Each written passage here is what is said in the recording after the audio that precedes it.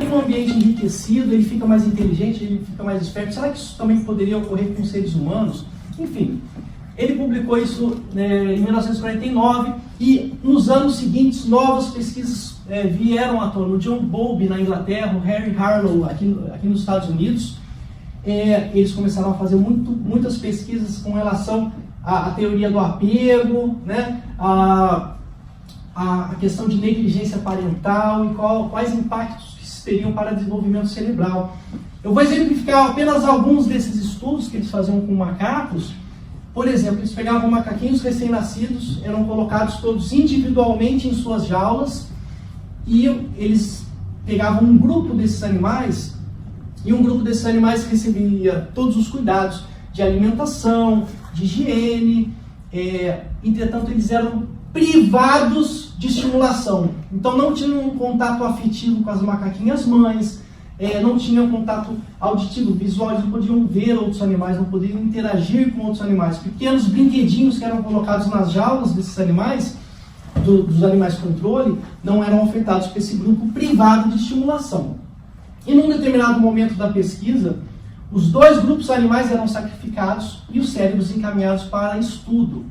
E os resultados foram muito interessantes. Na ONU você já vê a diferença. Então, aqueles cérebros pouco estimulados eram cérebros menores, tinham uma massa, um volume menor, e quando era retirado uma lâmina desse tecido e colocado na observação na microscopia eletrônica, esse tecido cerebral era formado por uma quantidade inferior de células nervosas, e as células nervosas eram consideradas células mais pobres, mais enfraquecidas, com menos terminações axoniais dendríticas que fazem a comunicação entre os neurônios. Maíra Gaiato e Alisson Mota, que me corrijam, eu tenho que tomar cuidado aqui, são dois neurocientistas aqui, né?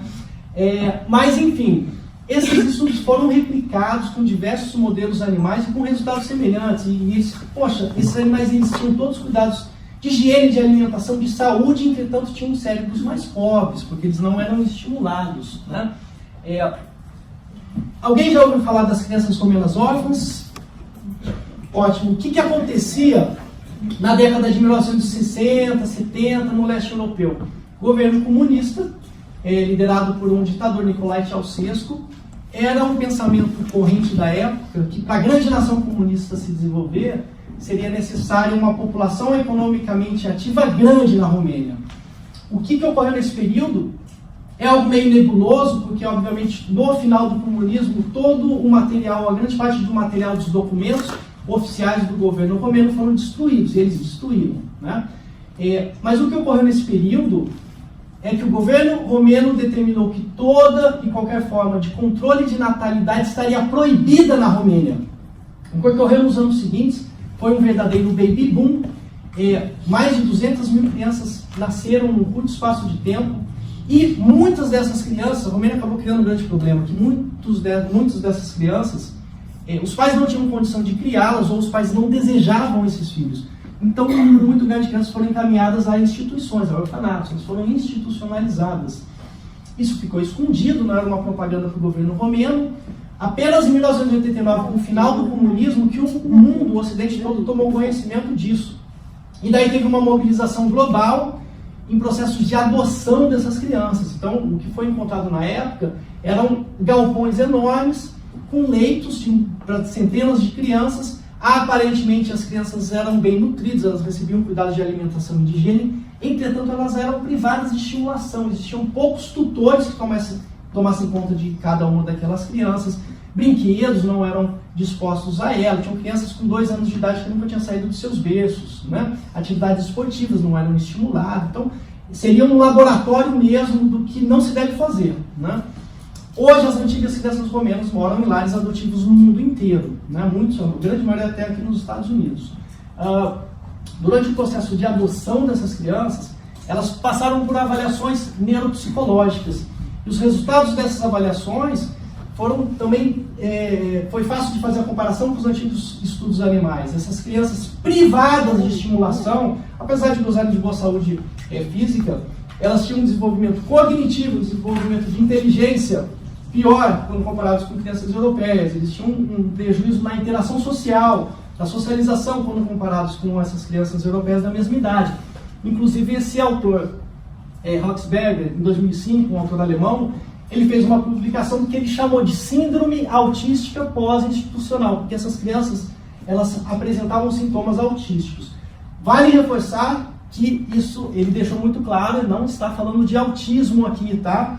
Mas uma síndrome caracterizada por sintomas parecidos com sintomas do autismo, devido a essa ausência de estimulação. Bom, aqui inclusive tem uma imagem, aqui são duas imagens de crianças romenas nesses orfanatos e uma imagem também de uma criança de 3 anos de idade negligenciada, quer dizer, você vê o próprio tamanho, o volume cerebral diminuído pelo simples fato dela não ser estimulada corretamente, né?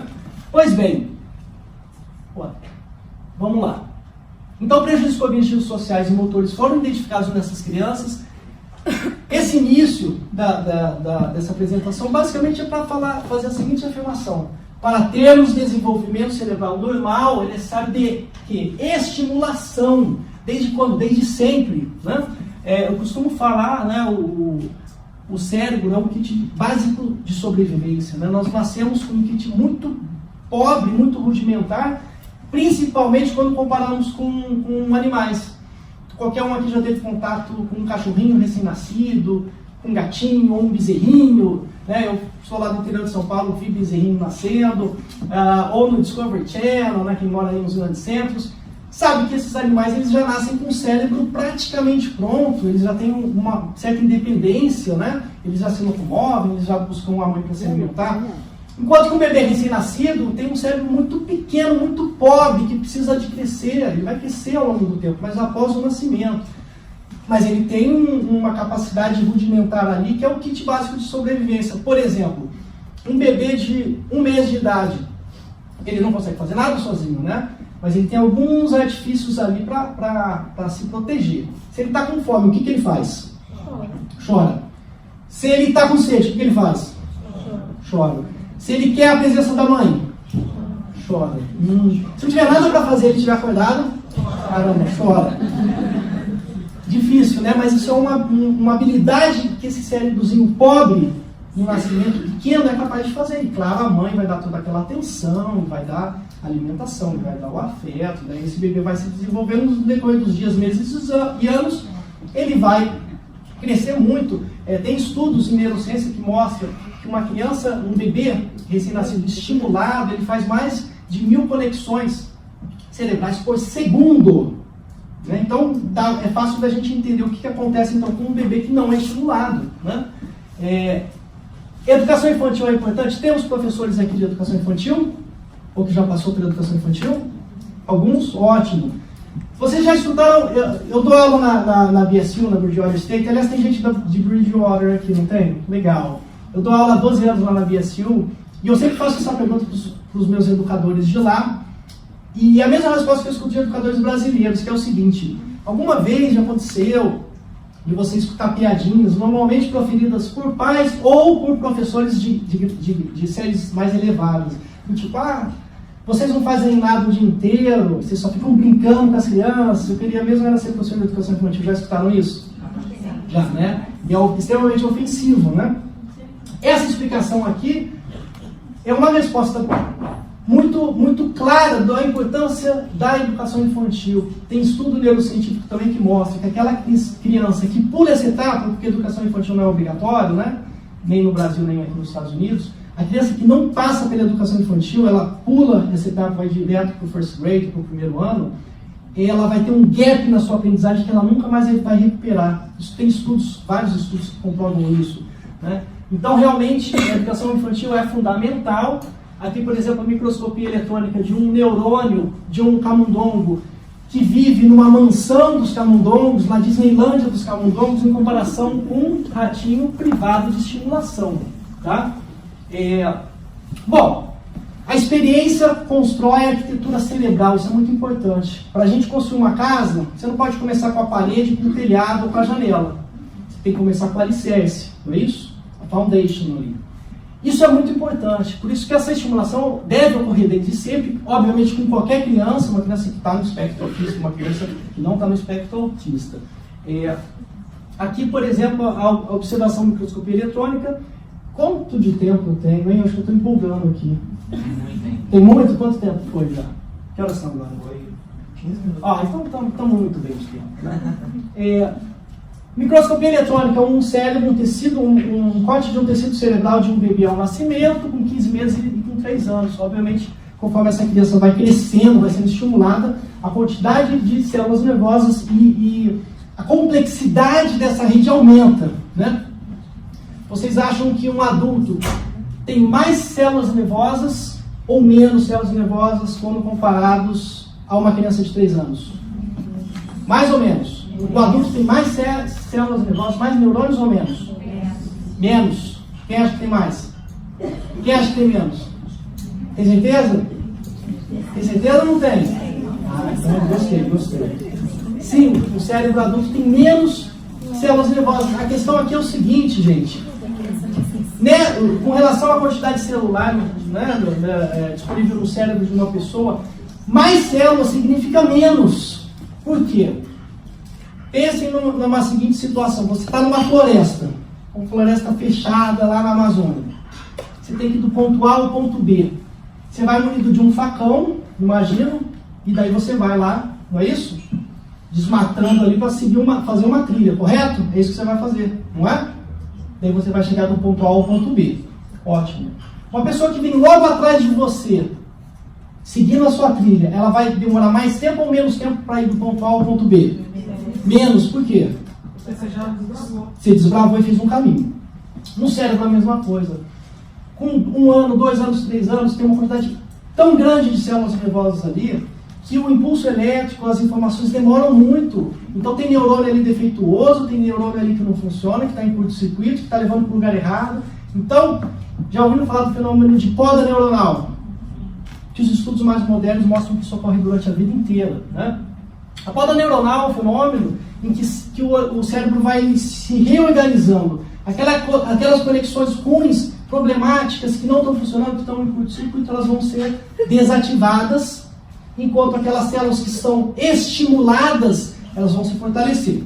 Um outro exemplo, você mora numa cidade pequena, uma ruazinha toda esburacada ali, não tem pavimento, não tem nada, porque também ela não é usada. Montam ali uma padaria, uma farmácia, botam um pavimento, e daí vai começar a passar carro, daí uma hora o trânsito vai começar a aumentar muito, vai ter que duplicar, fazer calçada, então ele vai começar a desenvolver mais aquela área ali, porque a população precisa se locomover ali, correto? Bom, no nosso cérebro é a mesma coisa. Aquelas áreas, aquelas vias que são estimuladas tendem a ser mais fortalecidas. Então essas vias de comunicação cerebral vão ser estimuladas e vão ser melhor desenvolvidas. Então basicamente é isso. Então assim, desde o momento do nascimento, a gente tem que existir essa estimulação. O próprio Hebb dizia, né? Neurons that fire together, wire together. Então aqueles neurônios que disparam junto, eles vão se tornar mais fortes, eles vão ficar juntos, né? Pois bem, importante quando a gente fala de enriquecimento do ambiente ou privação de estimulação. Tem muita mãe que se sente culpada porque volta aquela teoria da mãe geladeira, teorias psicanalíticas que na década de 50 tentavam explicar a causa do autismo como uma causa relacionada com mães que davam pouco afeto aos filhos. É um absurdo que nós estamos aí, quase 2020, temos 70 anos que já é comprovado que isso é besteira, mas tem 70 anos depois, tem muito profissional que fala besteira para paciente, a mãe que já sente culpada, a mãe é a culpa em pessoa, né? E daí escuta isso e muitas vezes ela se questiona se a culpa não é dela. Isso é um absurdo, né? É importante deixar claro que os estudos neurocientíficos demonstram que métodos de criação parental não são causadores do autismo, tá? O que existe de verdade nesses conceitos é o seguinte, na verdade não tem nada de verdade com relação à mãe geladeira, tá? O que existe, que a gente pode falar é o seguinte, aquelas crianças que nascem autistas, né, que nascem no espectro autista, que vão apresentar os sintomas em determinada fase do seu desenvolvimento, mas que são autistas no nascimento.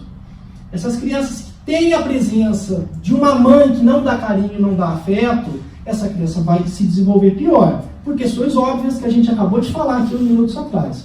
Enquanto que aquela criança autista que tem uma mãe que realmente enriquece o ambiente do filho, que estimula, que faz as terapias preconizadas, que trabalha o desenvolvimento do seu filho, essa criança vai ter um desempenho muito melhor. E é muito importante que isso comece precocemente. A Maíra vai falar bastante sobre isso, né? Vai mostrar alguns casos falando um pouquinho sobre isso, da importância de aproveitar essa janela de oportunidade e fazer uma intervenção precoce.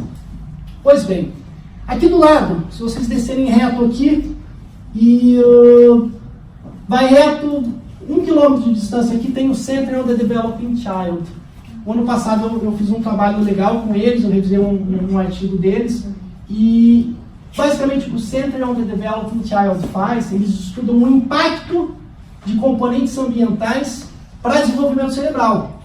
Tem vários estudos interessantíssimos que mostram que a criança que ela é negligenciada desde cedo, além dela ter um risco maior de apresentar sintomas psicopatológicos, doenças psiquiátricas no decorrer do seu desenvolvimento, além de ter um cérebro que aprende menos, com mais dificuldade, que tem questões cognitivas envolvidas, que se socializa de forma pior, essa criança negligenciada desde cedo, o impacto é tão grande, né, a gente fala de componentes epigenéticos, essa criança ela tem uma chance maior, inclusive, de obesidade, de diabetes, de infarto agudo do miocárdio, de doenças clínicas. Então, olha o quanto é importante a gente cuidar das nossas crianças. Isso é fundamental. Aliás, tem um exemplo bom, muito bom aqui, dos ratinhos, que eu estava falando dos ratinhos. Lembra que eu comentei que o ratinho mais esbeltozinho, né, aquele que é mais estimulado, ele fica mais magrinho, ele consegue buscar comida escondida de uma forma mais rápida. Isso é um exemplo que a gente pode aplicar aí para muitos maridos, né? Então aquela esposa que bota o prato na mesa do marido, dá na boca dele a comida, serve ele de novo e tal. Depois você não vai reclamar que o marido está gordo, está barrigudo, tá? Você quer o marido esbelto, você pega, vai lá na cozinha, vai lá na panela e se serve, entendeu? Vai aumentar a chance de ficar mais magrinho, porque o que eram feitos com os camundongos. Quando eles escondiam a comida dentro da jaula, esses macaquinhos, esses camundongos, eles ficavam mais inteligentes, mais espertos e mais magrinhos, tá bom? É isso. Ele vai ficar chateado comigo que eu falei isso. Como estamos no tempo? Tem muito tempo ainda, né? Bom, pessoal, vamos falar um pouquinho agora do enriquecimento do ambiente. O Gustavo está falando um monte de coisa. Eu quero coisa prática. E eu sou um cara... O pessoal que me conhece sabe que eu sou um cara prático, né? Não adianta a gente usar uma linguagem da academia, que a informação não chega. Por mais importante, acho que a universidade existe para fomentar conhecimento para a população. É um dos motivos que eu sempre critiquei. Eu odeio o modelo brasileiro de ciência, né? Eu lembro conversando com o Alisson, quando a gente gravou lá em San Diego o curso dele, a gente falando sobre isso, sobre essa questão da vaidade, do nariz em pé, né? Porque os profissionais têm o nariz em pé e olham de cima para baixo para você e falam numa língua que ninguém entende, né? Tipo, esconder a informação, ninguém pode crescer no meio acadêmico ali. É um meio tóxico, né? Na verdade, o conhecimento tem que ser popularizado, né? Porque quem pode se beneficiar, a população paga os impostos para a universidade, para as instituições estudarem e trazerem benefícios para a família. Não pode ficar preso na universidade esse conhecimento, mas é o que a gente vê todo o tempo, né? Então a gente tem que democratizar a informação. Esse artigo aqui, pronto, já dei minha alfinetada do dia. É o dia inteiro assim, tá? O Schneider é um pesquisador polonês que ele fez uma publicação interessantíssima em 2006. Vocês sabiam que existe um modelo animal de autismo? Alguém já ouviu falar sobre isso? Existem maneiras de fazermos uma indução química. Nós sabemos, claro, o autismo tem uma causa biológica, né? É algo que ocorre no período intraútero, o Alisson vai falar muito sobre isso, ocorre no período intraútero, e a maneira como essas células vão se posicionar na organização desse cérebro, o tipo de célula, né, que vai determinar o autismo, né, e essa criança vai apresentar o autismo após o nascimento. Mas, inclusive, tem hipóteses, por exemplo, com relação a mães gestantes que fazem uso de ácido valproico, que é um anticonvulsivante, então mães epiléticas, né, tem uma chance maior, relacionado especificamente. Claro, existe uma relação direta entre autismo e epilepsia, mas também existe uma relação, por exemplo, do ácido valproico, é uma substância tóxica. Então, Existem modelos animais em que, num determinado momento da gestação do ratinho, é induzido com uma determinada quantidade de ácido valproico, e esse ratinho passa a apresentar comportamentos comparados ao comportamento autístico. Bom, o que ele propôs? Ele pegou os estudos do Reb, lá da década de 40 e 50, e ele postulou o seguinte: será que um rato autista, quando ele tem o seu ambiente enriquecido, ele melhora de sintoma? Então, ele fez duas coisas. Primeiro, ele comparou ratos normais, tá? Ratos normais com ratos normais enriquecidos. Então, os ratos controles tinham uma jaula normal e os ratos enriquecidos tinham uma jaula, parecia a Disneylândia, lá, cheia, aquela rodinha para empurrer, escondia a comida, né? Ele tinha contato com outros ratinhos, enfim. Fez a comparação, resultado. Sim, o ratinho, ele repetiu a experiência da década de 50, né? Os ratinhos enriquecidos ficavam mais espertos, mais magrinhos, executavam função melhor, se socializavam mais, ótimo. Então vamos para a segunda fase da pesquisa. Faz a indução, então cria esses camundongos ditos autistas e faz uma comparação com ratinhos autistas com um grupo controle e ratinhos autistas enriquecidos. O que será que aconteceu? Cadê o meu? Eu perdi até o meu passador daqui. O que aconteceu? Ele mostrou que aqueles ratos que tinham seu ambiente enriquecido, eles diminuíam os sintomas autísticos. Então, o que ele identificou? Esses ratinhos autistas, ditos autistas, que tinham seu ambiente enriquecido, eles apresentavam uma maior sensibilidade à dor, uma menor sensibilidade a estímulos não dolorosos, uma menor atividade repetitiva e estereotipada, maior atividade exploratória, quer dizer, eles eram cognitivamente mais espertos, eles conseguiam resolver problemas de uma maneira mais eficiente, né? Eles se socializavam mais, então apresentavam também uma maior socialização e diminuíam a ansiedade, eles eram, digamos, menos medrosos, eles eram corajosos, eles encaravam os desafios que eram propostos ali no laboratório, né? Esse estudo foi repetido com resultados semelhantes e foi algo muito interessante, mas isso aí é com modelo animal, né? Como é que seria com crianças, com seres humanos e com crianças no espectro autista, né? De certa maneira, crianças fora do espectro já estava claro que o enriquecimento do ambiente poderia trazer benefícios. E daí a Cynthia Hu, uma pesquisadora da Universidade da Califórnia em Irvine, ela propôs em 2013 uma pesquisa com um número pequeno ainda de crianças, 28 meninos no espectro autista. Vocês têm esses artigos todos, tá? Não sei se alguém teve a oportunidade de dar uma olhada. Na íntegra, isso é fácil de ter o acesso, quem quiser inclusive ler os protocolos e tal. E daí eram crianças de 3 a 12 anos de idade, com um grupo controle, um grupo em que era enriquecido o ambiente através de estimulação sensório-motoras, né? Ela criou um kit de estimulação sensório-motora, isso foi feito por 6 meses para se avaliar o resultado ao final dessa pesquisa. O que ela fez é o seguinte: ela criou alguns kits de estimulação sensorial. Temos aqui terapeutas ocupacionais que trabalham com integração sensorial, por exemplo. Nenhum? Uma aqui, ótimo. Você já viu esses kits de estimulação sensorial? Desse modelo, não. Mas existem, né? O tapete sensorial, etc. Então. E daí ela criou um kit olfatório. Nesse artigo, se vocês pegarem para ler, tem lá os vários perfumes que eles usaram, o kit tátil. O kit auditivo eram músicas clássicas, inclusive ela cita o nome do CD lá, que era Músicas Clássicas para quem odeia música clássica. E kit visual, águas em diferentes temperaturas. E uma coisa interessante, que o que ela mostrou nesse estudo também, é que o cruzamento de estímulo é importante. Então, por exemplo, a criança ela tinha que andar num tapete sensorial descalça, com os olhos vendados, ou escutando uma música, ou sentindo um cheiro diferente, enfim. E vocês podem depois até ler mais sobre isso, com os detalhes de como ela fez essa pesquisa. Agora, era muito difícil de fazer a pesquisa, tá? Teve um índice muito alto de pais que abandonaram o estudo porque eles não conseguiam, porque olha só, eram 4 a 7 exercícios por dia, 2 vezes por dia, com 15 a 30 minutos de duração, com essas combinações cruzadas. Pelo menos, se você fizesse o mínimo, você tinha que fazer 4 horas trabalhando com a criança, diariamente. É difícil, né?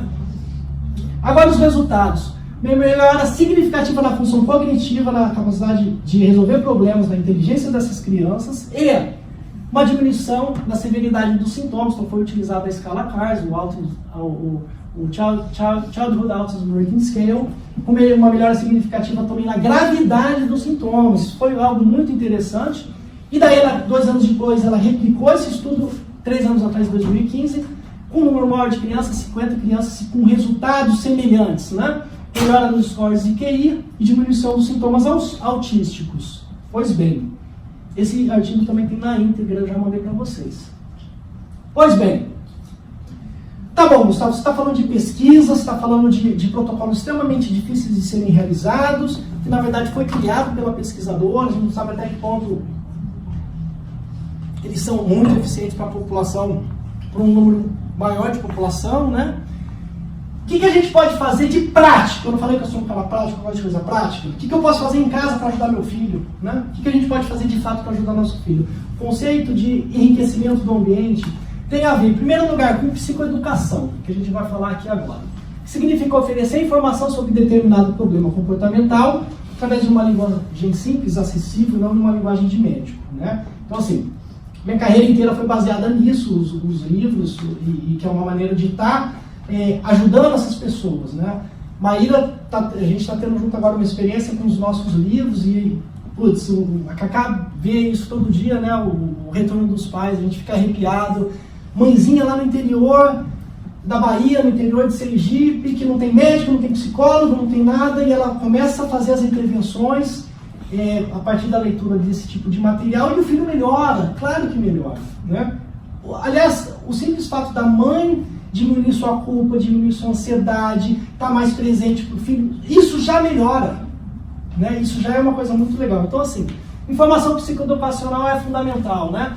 Porque um dos motivos é por causa da dificuldade de adesão ao tratamento, o preconceito. Quando a gente fala em saúde mental, tem muito preconceito, né? Enfim, eu não vou entrar num debate mais acalorado aqui, mas obviamente eu não entendo, assim, eu não acredito nessa questão, não deveria falar isso, mas eu falo. Né? Tem pessoas que levantam a bandeira que autismo é só um jeito de ser, que não é doença, não é transtorno, não é nada, é um jeito diferente de ser. Isso está errado, isso é preconceito, é não querer enxergar o problema. Se seu filho ele tem dificuldades, ele tem prejuízo, tem dor, tem sofrimento, não é algo considerado normal, precisa de ajuda, precisa de médico, psicólogo, fonoaudiólogo, terapeuta ocupacional, mediador escolar, acompanhante terapêutico, centenas de intervenções. Né? Existe dor, existe sofrimento, a gente tem que ajudar essas crianças. Né? E daí vem estudos de adesão. Por que estudo de adesão é importante? Porque a gente tem que tentar entender o cérebro humano, né? Por que as pessoas negam o problema? Por que as pessoas não buscam ajuda? Sempre que eu falo disso, eu lembro de vários casos quando eu clinicava no Brasil. Um deles me marcou muito, que o pai médico, a mãe médica, não aceitaram o diagnóstico de autismo no filho com 2 anos.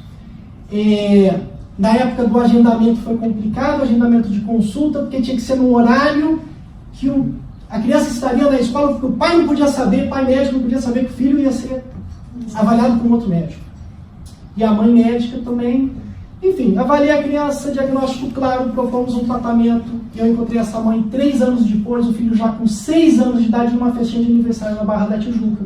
E daí ela falou, olha, doutor Gustavo, obrigado, na época não conseguimos tratar, meu marido não aceitou, mas no mês passado a gente começou a tratar. Filhos de médicos com instrução, com estudo, com condição financeira, começou o tratamento, eu juro, arrepiado, que, putz, 3 anos de idade, 2 anos de idade, foi começar a fazer o tratamento com quase 6. Então, assim, um estudo rápido de adesão aqui. 76 crianças com 6 a 9 anos de idade com TDAH.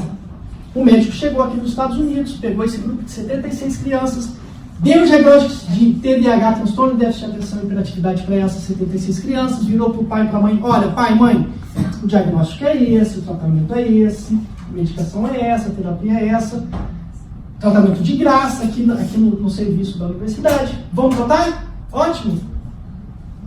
26% dos pais falaram, não vou tratar não. Vocês conseguem imaginar isso em doenças clínicas? Paciente com uma úlcera, com uma gastrite, com qualquer outra questão clínica, não quero tratar. Mas é de graça o tratamento, faz todo o tratamento dos melhores pessoas, não quero.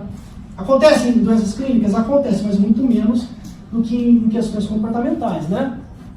Ótimo, dos 74% que continuaram o tratamento, 80% do total estavam sendo medicados ao final do quarto mês. No mês 10, só 56% dos que começaram o tratamento estavam tratando ainda. Então, na verdade, do total de 76 crianças, muito menos da metade de fato tratou. Esquisito, né?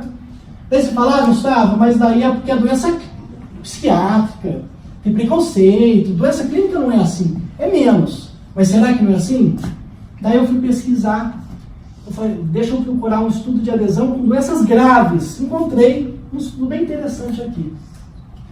Doenças crônicas em geral com o mesmo risco de morte, tá? Adultos que sofreram infarto agudo do miocárdio, infartaram.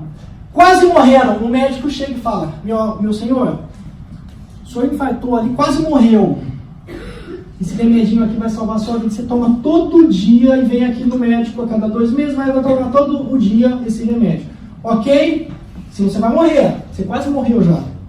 Ok. Pegaram esse grupo de pacientes, depois de 1 ano, apenas 45% estavam tomando a medicação adequada. Ou eles tinham abandonado o tratamento, ou estavam tomando do jeito que ele achava. Igual no Brasil, né? Vai no médico, PhD, gasta uma fortuna às vezes no médico, o médico faz uma prescrição. Ah, mas a minha vizinha falou que esse remédio mata, não vou dar não.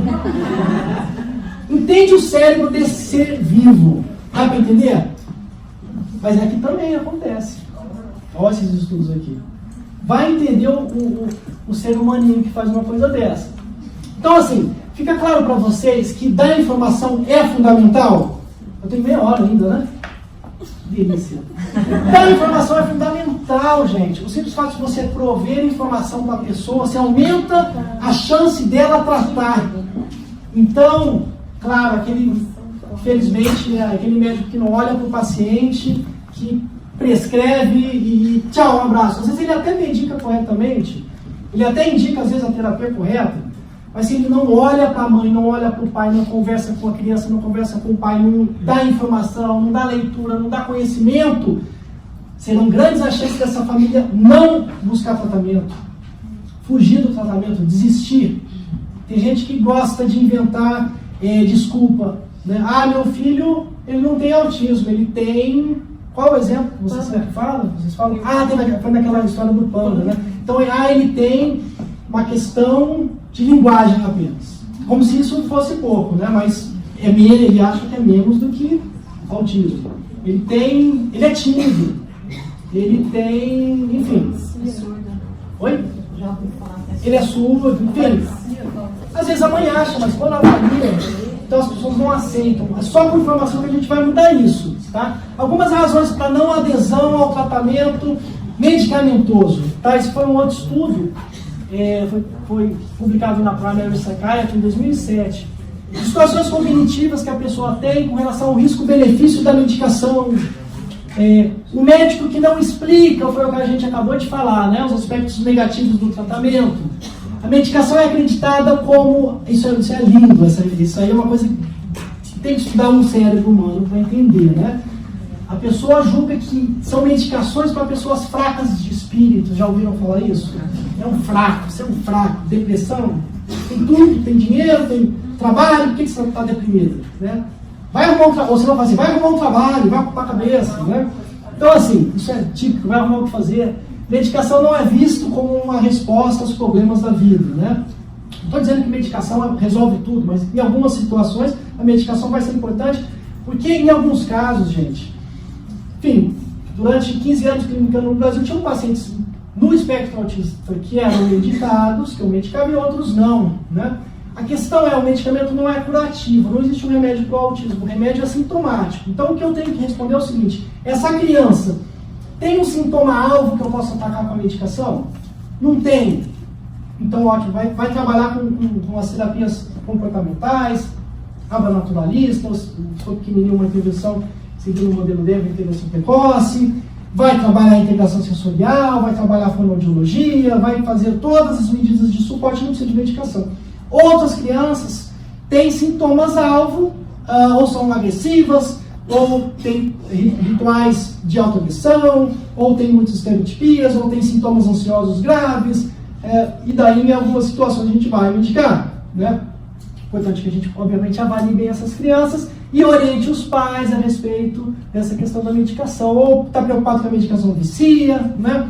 Em saúde mental a gente não utiliza medicamentos com potencial adictivo, então assim, é importante que o médico explique isso, né? Então, os considerados os neurolépticos ou antipsicóticos não têm potencial adictivo, os antidepressivos não têm potencial adictivo, os estabilizadores do humor não têm potencial adictivo, os medicamentos estimulantes também não, né? Então, é importante que isso seja sempre muito esclarecido. Pois bem, bom, alguns exemplos de livro, aí Alisson, como eu prometi, Células Tronco, alguns dos meus livros aqui, os livros com a Maíra, Reizinho Autista, SOS Autismo, material psicoeducacional obviamente é fundamental. Tem alguém batendo foto? Voltei. Foto? Vou fingir que eu estou falando aqui.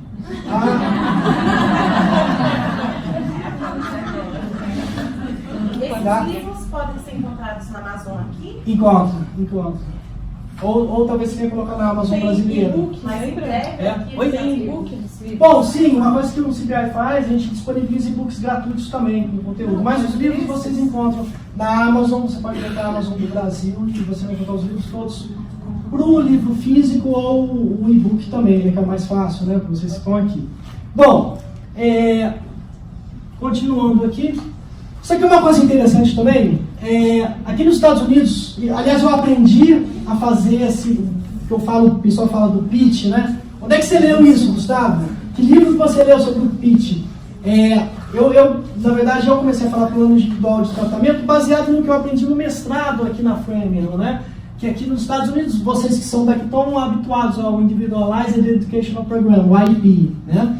Que tem o objetivo de definir os objetivos da criança com deficiência, descreve como esse estudante aprende, que tipo de adaptações podem ser feitas, que tipo de necessidades que devem ser feitas para ajudar essa criança a aprender. Esse é o objetivo, né? E daí, eu comecei isso me marcou muito, eu falei, cara, a gente tem que começar, e pensando nesses estudos de adesão, a gente tem que começar a fazer o certo, que ninguém faz, ou poucos fazem, que é o quê?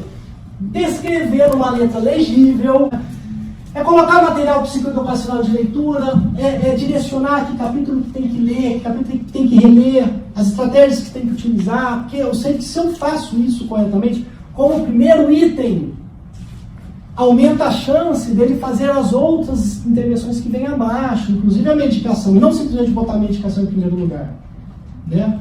E tem situação que medica, tem situação que não medica. Aqui eu dei o exemplo do João, que é um paciente que eu tinha no consultório, eu fiz o diagnóstico por volta de 2 anos e meio, dentro do espectro autista, e daí, obviamente, eu dei uma adaptada aqui para os nossos novos livros, o Reizinho Autista e o SOS Autismo, reler o capítulo 11 e 12, que é o capítulo de orientação de pais, estruturar as estratégias, orientação de pais.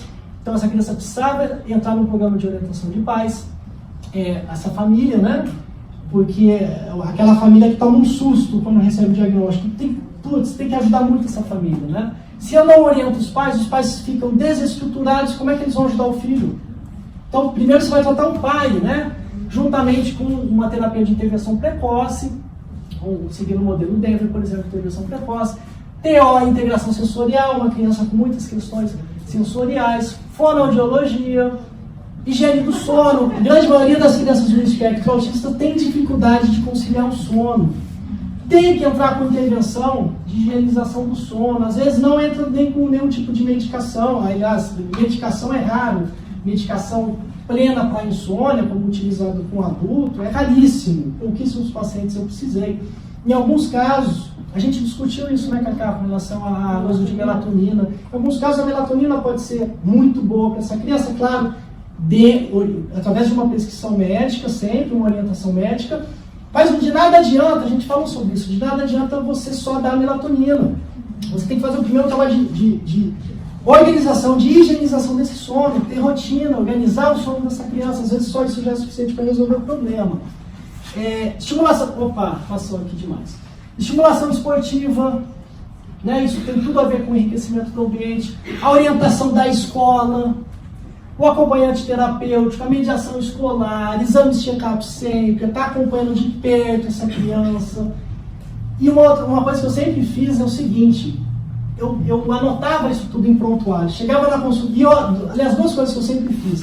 Eu chegava para a mãe, entregava esse pitch, plano individual de tratamento, falava para o filho, né, se o filho, muitas vezes no espectro autista, ou com outros diagnósticos, eu falava, a mamãe tem que colocar isso na geladeira, não pode esquecer, na geladeira. O que acontece se a mãe não bota na geladeira? Se eu não dou essa orientação, por mais que eu faça um negócio perfeito, a mãe saiu do consultório, entrou no elevador, cadê o papel? Cadê a porcaria do papel? Ela perdeu o papel. Fato isso, ele botou naquela bolsa enorme, some tudo ali dentro, né? Não acha nada. Não acha a chave do carro, não acha o papel. Então assim, orientação tem que botar na geladeira. Amanhã você está brincando, né, Gustavo? Não estou brincando. Bota na geladeira e pode bater uma foto que eu quero. Me manda aqui para o WhatsApp, eu quero. Sim, mas você está viajando? Não, é importante. Porque você vai poder acompanhar. E na próxima consulta eu revejo todos os itens e adiciono mais. E brigo, eu era considerado um médico chato. Eu brigava. Claro, eu quero ser um bom médico, eu quero melhor para o meu paciente. Brigava, porque às vezes ela não fazia os itens que estão ali. Então assim, é importante, são questões importantes também. Está fazendo a terapia, está fazendo a orientação de pais. E daí a gente entra nessa parte final, ainda falando de enriquecimento do ambiente. Então, enriquecimento do ambiente, em termos práticos, é entrar com conteúdo psicoeducacional, para a família se sentir forte, acreditar no tratamento, vestir a camisa, os pais estando bem vai ajudar mais o filho, né, com a dificuldade, independente do diagnóstico. Na orientação de pais, eu busquei esse artigo aqui, saiu esse mês, saiu em janeiro de 2019. Eu também mandei esse artigo para vocês. Em que ele trata do treinamento de pais de pacientes dentro do espectro autista, uma revisão. O que esse artigo mostrou, gente? Um artigo que saiu há dias atrás. Tem 2 semanas que esse artigo foi publicado. O que ele descreve?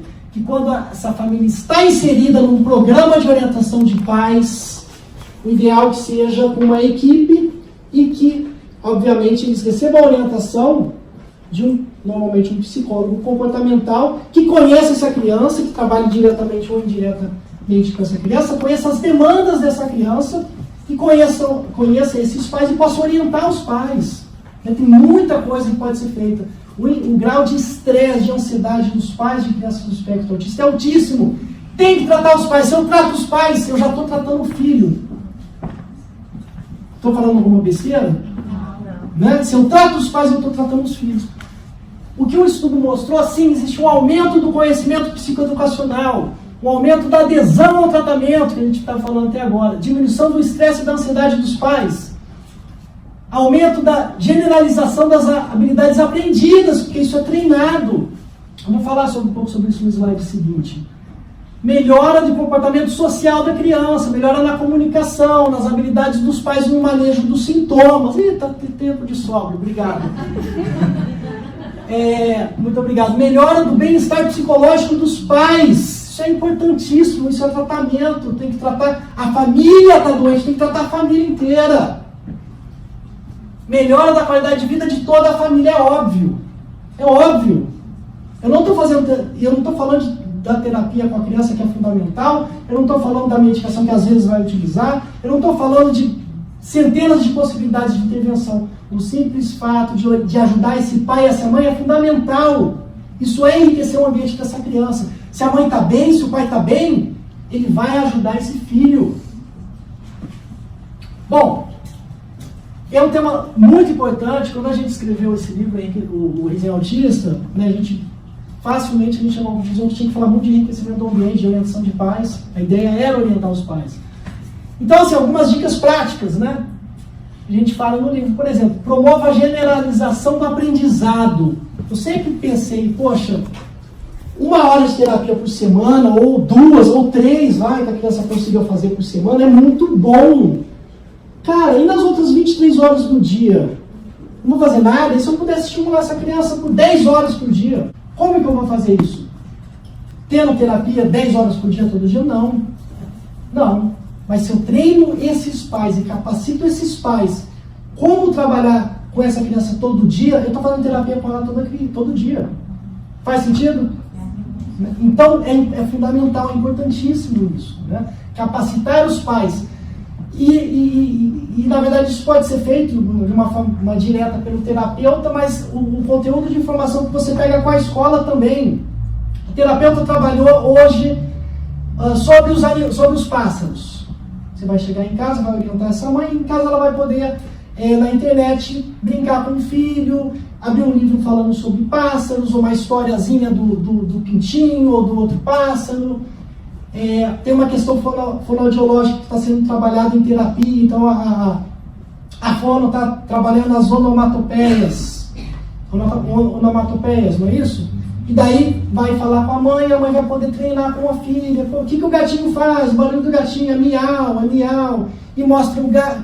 Imagina a quantidade de conexões cerebrais que a gente faz. A gente tem que fazer a criança associar o som com o animal, a cor do animal, e mostra o bichinho. E são infinitas possibilidades, milhares de possibilidades. Se a gente fazer um estudo matemático ali das variáveis, a gente pode estimular de milhares de vezes essa criança com um determinado estímulo ali, e essa criança vai fazer novas conexões cerebrais, novos estímulos, e a gente vai conseguindo construir. Lembra aquela história da cidadezinha pobrinha que ninguém usava a rua? E conforme você vai estimulando, você tem que construir uma rua mais asfaltada, fica fácil de entender, fazer uma analogia assim, né? E daí aquelas áreas do cérebro estimuladas vão se tornar mais robustas, vão se desenvolver mais, né? Claro, questões básicas: manter o ambiente doméstico saudável, pai, a mãe, parceiros, fazer refeições. Tem estudo científico que mostra que o simples fato de você fazer refeição diária com seu filho, você vai, mesmo que você não fale de questões como álcool, com drogas, como bullying, você já vai proteger essa criança de comportamento bullying, você vai proteger essa criança de uso de drogas na adolescência, você vai proteger a saúde mental dessa criança pelo simples fato de ter refeição junto. Quem aqui consegue ter refeição junto com os filhos? Ótimo, ótimo. Tem gente que não consegue, quer trabalhar muito, fala, pelo amor de Deus, pelo menos sábado e domingo. Que daí eu estou falando de 6 refeições, café, almoço, janta, 6 refeições pelo menos. Vou botar um lanchezinho da tarde 8, opa, já é uma melhora. Mas não, um vai para a televisão, um vai para o quarto, um vai jogar dominó, outro vai mexer no tablet, e nem no final de semana consegue. E as famílias estão adoecendo, porque ninguém olha no rosto do outro, ninguém conversa. Isso é muito importante. E já vai me incomodar aí com o tempo, hein, Felipe? Estou brincando, está super bem no tempo. Então, assim, pessoal, obrigado. Uma coisa que eu gosto de falar, deixar muito claro, é essa questão do profissional multimídia, thinking outside the box, pensar fora da caixa. Se eu esperar a fazer uma intervenção que alguém faça por mim, infelizmente vai ser difícil, né? Você encontrar aquele time de ouro para fazer o tratamento completo. Então a gente tem que correr atrás, tem que buscar. Informações gratuitas tem aos montes, né? O TED Talks, todo mundo conhece. Fazer pesquisas no Google Scholar, Google Acadêmico, né? De maneira da gente filtrar a nossa pesquisa, isso é muito importante. Quando a gente criou o CBI of Miami, foi muito desse conceito. Então, tem os cursos do Coursera aqui nos Estados Unidos. E a ideia do CBI of Miami era exatamente oferecer esses conteúdos para as pessoas, de uma maneira fácil, né? Ah, tá. Bom, quem que é esse cara aqui? Quem que é esse cara? Qual é o nome dele? O House. Eu sou muito fã do House, adoro o programa do House, então tive que botar a foto dele aí. E eu sou muito fã desse programa. E o House é um cara apaixonado pela medicina, apaixonado pela ciência, apaixonado pelo cérebro. E eu falei, putz, sou eu também aí. E daí eu botei essa foto com ele aqui. Somos apaixonados pelo cérebro, como todos aqui. E daí eu tenho uma outra aqui. Eu fui fotografado em Portugal, trabalhando com um colega lá em Portugal, uns meses atrás. E recentemente eu recebi essa foto do House para... Ficamos bem aí, juntos. Ele está segurando o cérebro de mentira, o meu cérebro é de verdade, tá? Um cérebro fresquinho, tá? Um paciente que tinha falecido e a gente estava trabalhando na autópsia desse paciente. Mas é isso, eu acho que para a gente trabalhar com saúde, para trabalhar com educação, A gente tem que ter sangue nos olhos e faca nos dentes, tem que gostar, tem que brigar contra tudo, contra todos. Né? Eu acho que eu tenho uma história esquisita, né? Quando eu conto essa história para os meus amigos de faculdade, eles falam, o Teixeira é maluco mesmo, né? Ser um médico que foi fazer mestrado em educação, coisa ridícula, não faz sentido nenhum, né? Mas claro, se a gente trabalha com saúde mental e infância, a gente tem que ter formação em educação. Então, eu fui buscar meu mestrado aqui do lado, tem gente que é de Framingham aqui, né? Fui buscar meu mestrado em Framingham. E daí, quando eu falei que eu ia largar a medicina para virar professor, educador, eu consegui maluco mesmo, interno, né?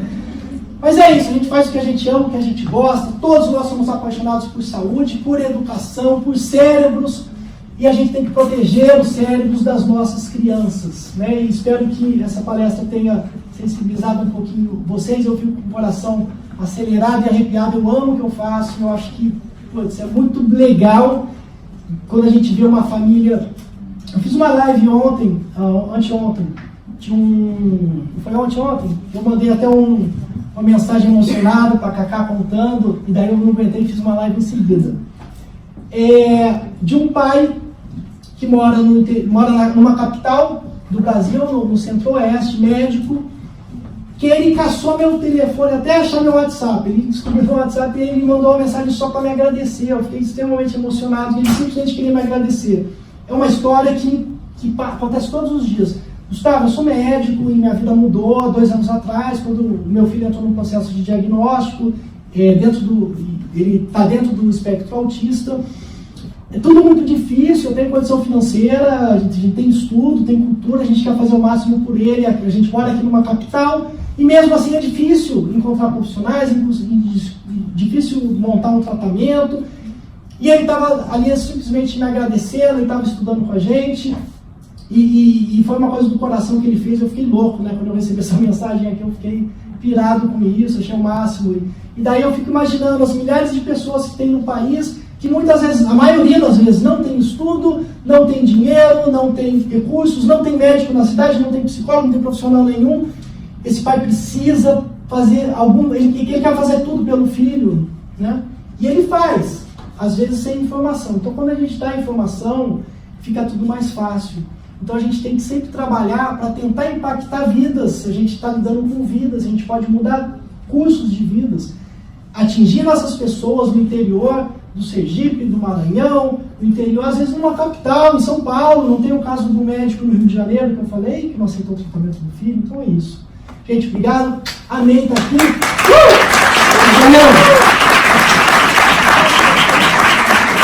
Nós temos alguns minutos ainda? Tenho perguntas? Você estava falando sobre a janela de aprendizado. Existe essa janela existe de tal idade a tal, ela diminui, aumenta? Sim. Claro que não é algo rígido, nós estamos lidando com ciências exatas, né? Mas sim, a gente sabe que, por exemplo, eu acredito que a Maíra vai falar sobre isso, né? Mas claro, uma criança quando a gente faz um diagnóstico de autismo, a gente sabe que o momento ali para ela ter a aquisição da linguagem, a fala, a linguagem verbal, o ideal é que ocorra até os 2 anos e meio, no máximo aos 3. Depois dos 6 ela pode aprender a falar, claro que pode, vai ser muito mais difícil, muito mais raro, vai ser uma fala não tão boa, possivelmente, se ela fosse estimulada precocemente. Então, a precocidade é fundamental, né? A gente tem que pensar naquele exemplo que eu dei da estradazinha, que se eu estou estimulando ali, a gente vai conseguir criar um eixo ali maior. Tem um vídeo seu, eu não vou falar mais nada do vídeo, mas é um vídeo fantástico que mostra um pouco isso, tá? Essa questão do cérebro ser muito plástico, sim, é plástico. Até o velhinho de 80 anos, o cérebro dele é plástico, mas bem pouquinho, né? Então, a precocidade é fundamental, né? A gente fala que o ideal é diagnosticar até os 3 anos, eu diria que isso é até tardio. Se a gente conseguir diagnosticar até os 2, é fantástico. Agora, uma outra coisa importante é o seguinte, tem gente que fala, mas o médico não fechou o diagnóstico. Eu horror a isso, eu odeio isso, não fechou o diagnóstico. Daí não fez um tratamento, coisa burra. A gente tem que pensar em intervenção precoce. Não me interessa se eu não fechei o critério diagnóstico para autismo. Dane-se isso, o critério. O critério diagnóstico é muito importante para a pesquisa científica, para ter uma padronização na hora de pesquisa, fazer uma pesquisa científica. Se eu identifico um prejuízo na criança, eu não vou esperar, opa, será que é autismo? Daqui 2 anos eu descubro. Tem um prejuízo agora na linguagem, eu trato agora. Tem um prejuízo de socialização, está identificado, eu trato. Ah, mas será que é autismo? Será que não? Não me interessa se é ou não é. Eu faço intervenção agora, precoce, já. Antes que essa janela se feche de oportunidade, quanto antes melhor. Identifico o prejuízo, tem dor, tem sofrimento, tem prejuízo, existe um impacto negativo na vida dessa criança. Trata na hora, começa a tratar. Se vai ter um diagnóstico ou outro, não estou nem aí para o diagnóstico. Eu identifico o problema, eu vou tratar já. Isso é muito importante. Eu acho que é isso que a gente tem que ter na cabeça.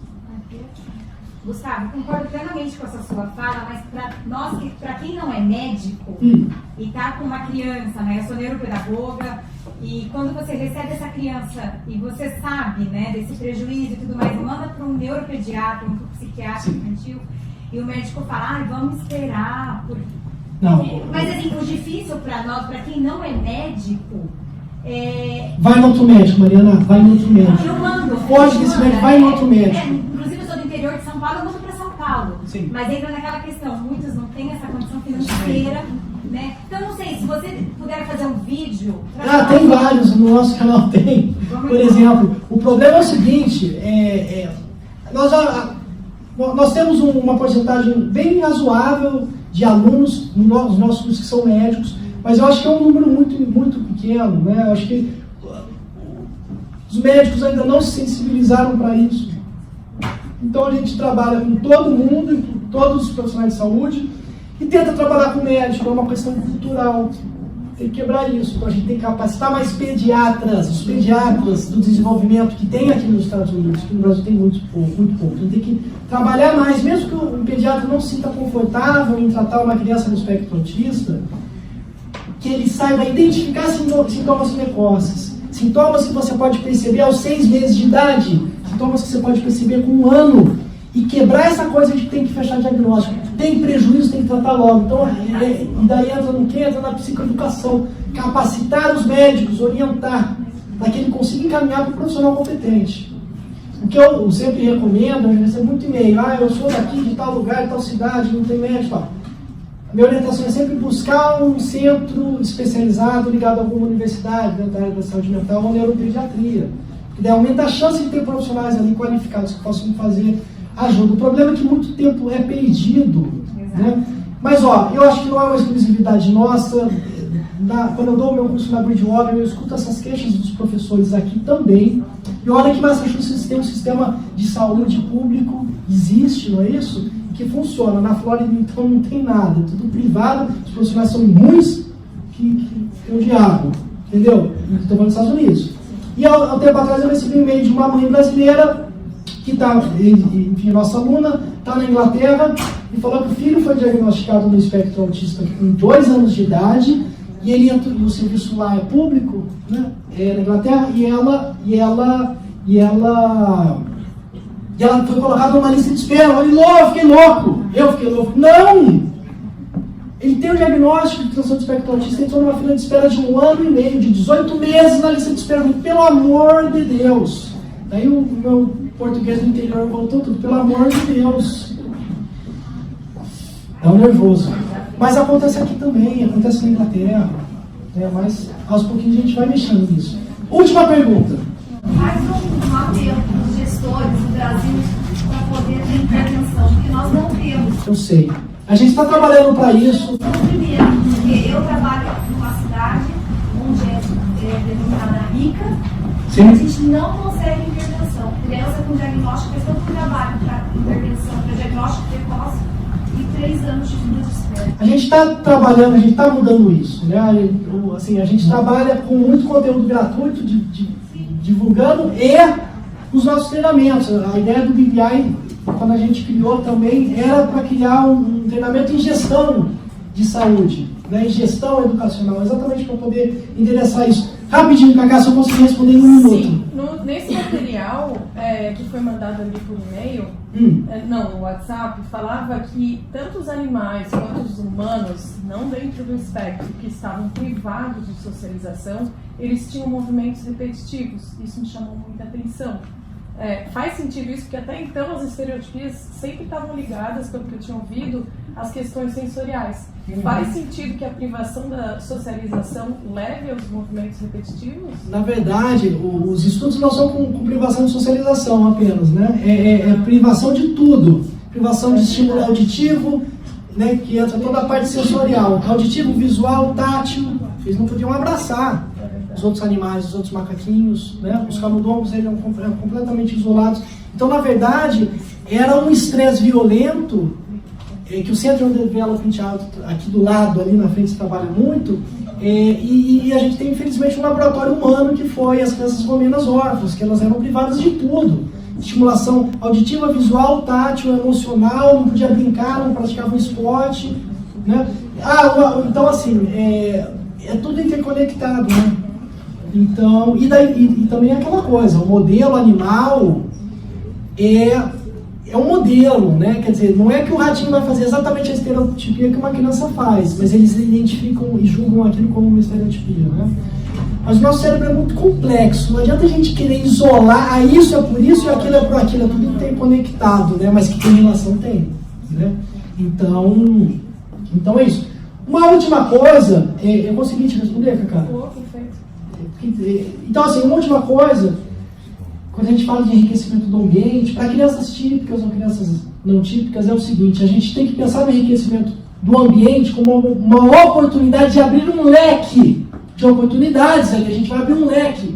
Eu não sei o que, é igual aquela história, né? Eu não sei o que o meu filho é bom, mas eu vou estimular ele ao máximo, vou botar em vários esportes até ver o que ele gosta, o que ele se dá bem, né? Então, isso é fundamental, a gente tem que abrir as oportunidades. Isso tem a ver até com as intervenções comportamentais, né? Eu recebi mensagem recente de uma psicóloga perguntando: a gente tem que fazer aquela estratégia rígida do ABA, que se a criança não ficar sentada, a gente força ela sentada, ficar sentada para fazer a intervenção. O que vocês acham? Não precisa nem estudar para saber isso. A criança vai aprender? Você vai conseguir alguma coisa? Não. Tem que fazer uma coisa naturalista. Seguir a liderança da criança, uma coisa que eu aprendi, né? O modelo Denver fala isso: seguir a liderança da criança. Não vou forçar a criança a fazer uma coisa, ela não vai aprender. A gente não aprende nada que a gente faz forçado. Então, assim, a gente abre o leque, porque tem crianças que às vezes não vai dar certo com uma intervenção sabidamente eficaz, mas de repente com o Joãozinho não funcionou. Eu vou adaptar, eu vou mexer, eu vou mudar. Isso é uma coisa legal do brasileiro, isso é uma coisa boa do brasileiro, porque o americano é extremamente rígido. Se o lápis está do lado, ele... Vou falar um palavrão aqui, posso? O lápis saiu do lado, fudeu. O cara paralisa e não sabe trabalhar mais. Duas coisas: o brasileiro tem esse jogo de cintura pro positivo, tem que usar pro positivo. Então, essa adaptação brasileira tem muito, isso é legal. E o afeto brasileiro é afetuoso. A criança precisa de beijo, carinho, abraço. Aqui é complicado nos Estados Unidos fazer isso. Questões legais. Então, o brasileiro tem essa questão do amor, do afeto. Caramba, isso faz toda a diferença. Eu tô falando de amor e afeto desde o primeiro slide, não é isso? Então faz toda a diferença. Pessoal, deu meu tempo. Obrigado mesmo.